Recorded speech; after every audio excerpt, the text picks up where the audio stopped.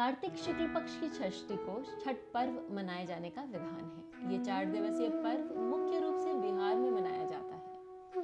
ब्रह्म वैवर्त पुराण के अनुसार जब ब्रह्मा जी ने संसार की रचना की तो उन्होंने पुरुष और प्रकृति के द्वंद्व की रचना की। फिर प्रकृति को कई तत्वों में विभाजित किया गया और छठा भाग छठी है। ब्रह्म वैवर्त पुराण में यह भी उल्लेख है कि छठी मैया को ब्रह्मा जी की पुत्री देवसेना के नाम से भी जाना जाता है। देवसेना देवताओं के सेनापति स्कंद की पत्नी भी मानी जाती है। छठ पर्व का तीसरा दिन सबसे खास होता है क्योंकि इस दिन महिलाएं 36 घंटों का निर्जला व्रत शुरू करती हैं। संध्या को डूबते सूर्य को अर्घ्य दिया जाता है तो अगले दिन उगते सूर्य की पूजा की जाती है। छठ पर्व मुख्य रूप से बिहार, झारखंड और पूर्वी उत्तर प्रदेश में मनाया जाता है। इस पर्व को डाला छठ, सूर्य षष्ठी और छठ पूजा आदि नामों से भी जाना जाता है।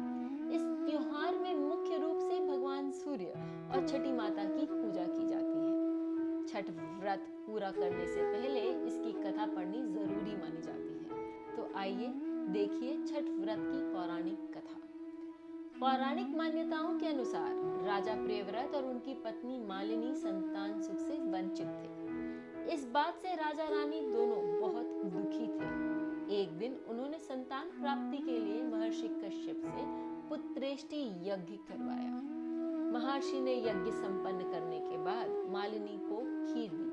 खीर का सेवन करने के बाद रानी मालिनी गर्भवती हो गई और 9 महीने बाद उन्हें एक पुत्र रत्न की प्राप्ति हुई। लेकिन दुर्भाग्य से उनका पुत्र मृत पैदा हुआ।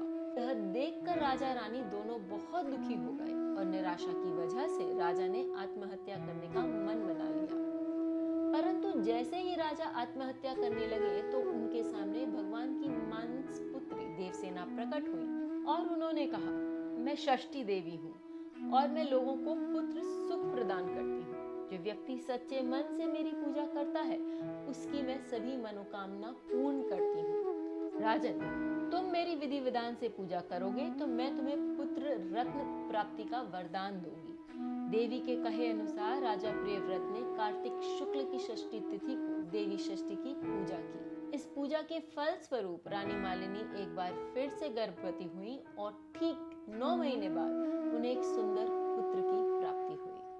कहते हैं तभी से छठ पर्व मनाने जाने की परंपरा शुरू हुई। इस पर्व से जुड़ी एक और कथा है जिसके अनुसार महाभारत काल में जब जुए में पांडव अपना सारा राजपाट हार गए थे तब द्रौपदी ने छठ व्रत रखा था।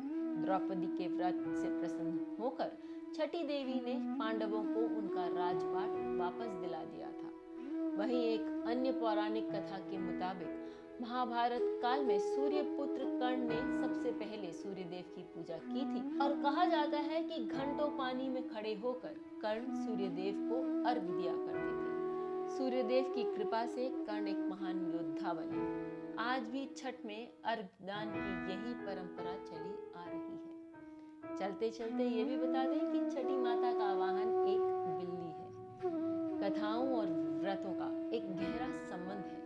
कथाएं ये बताती है कि व्रत किस कारण से रखा जाता है और व्यक्ति को प्रेरित करती है कि वे सच्चे मन से व्रत रखें और उनका कारण समझें। यदि व्रतों के दौरान ये कहानियां बोली जाएं और ठीक ढंग से सुनी जाएं, तो आने वाली पीढ़ियों के लिए अपने संस्कारों को समझना और उनका पालन करना बहुत सहज